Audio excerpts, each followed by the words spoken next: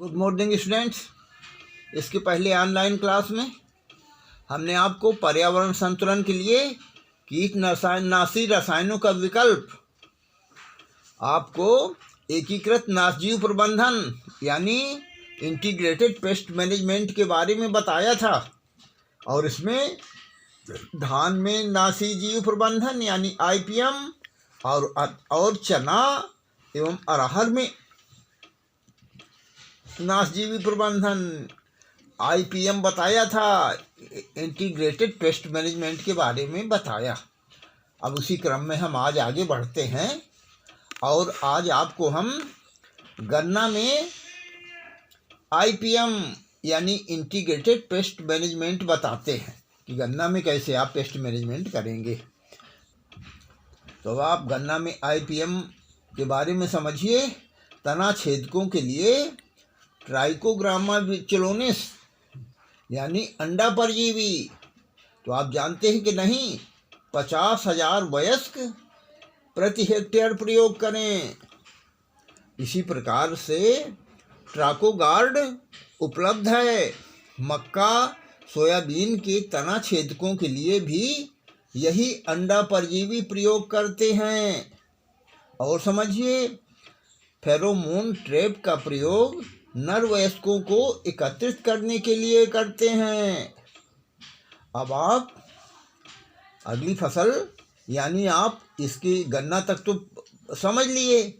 अब इसके बाद हम आगे आपको उर्द मूंग में IPM बताते हैं कि उर्द मूंग में कैसे आप इंटीग्रेटेड पेस्ट मैनेजमेंट करेंगे। तो ध्यान से सुनिए। ट्राइकोडर्मा विरिडी या ट्राइकोडर्मा हर्जेनियम का 4 ग्राम मात्रा अथवा स्यूडोमोनास फ्लोरोसेंस, तो ये जानते हैं स्यूडोमोनास फ्लोरोसेंस की 3 ग्राम मात्रा को 1 ग्राम कार्बेंडाजिम का या कार्बोक्सिन के साथ मिलाकर प्रति किलो बीज को शोधित करना चाहिए। तो आपने ये समझ लिया। और थोड़ा सा समझें। NPV का प्रयोग 250 लीटर यानी आप समझें कि 250 LE, इसको कहते हैं शिशु समतुल्य, 400 से 500 लीटर पानी में मिलाकर प्रति हेक्टेयर प्रयोग करना चाहिए। जब 2-3 सूंडी आप समझें कि प्रति पौधा दिखाई दे, उस समय ये बहुत आवश्यक है।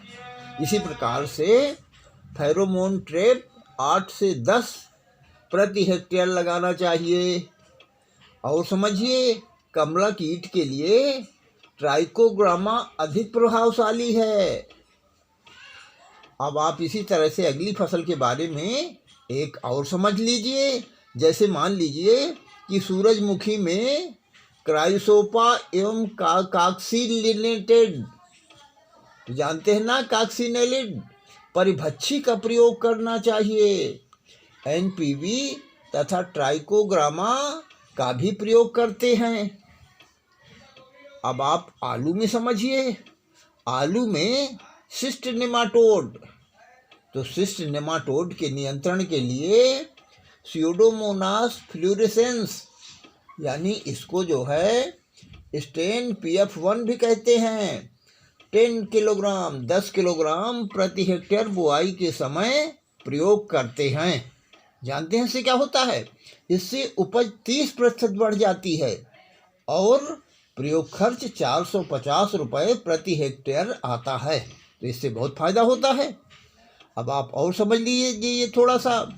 जैसे डाइपेल 8 L नामक विषाणु युक्त जैविक रसायन का उपयोग लेपिडोप्टेरा, जानते हैं कि नहीं, लेपिडोप्टेरा कीटों के नियंत्रण के लिए किया जाता है।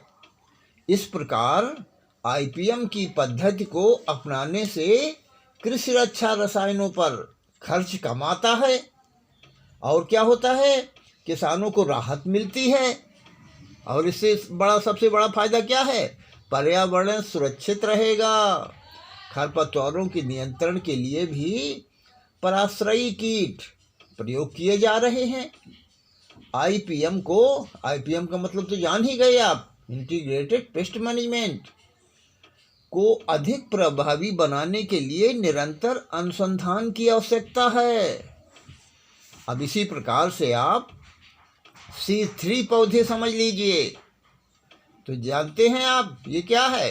ध्यान दीजिए, वे पौधे जिनमें जल उपयोग क्षमता यानी WUV एवं प्रकाश संश्लेषण दर दोनों ही कम हों, लेकिन फोटो रेस्पिरेशन अधिक हो।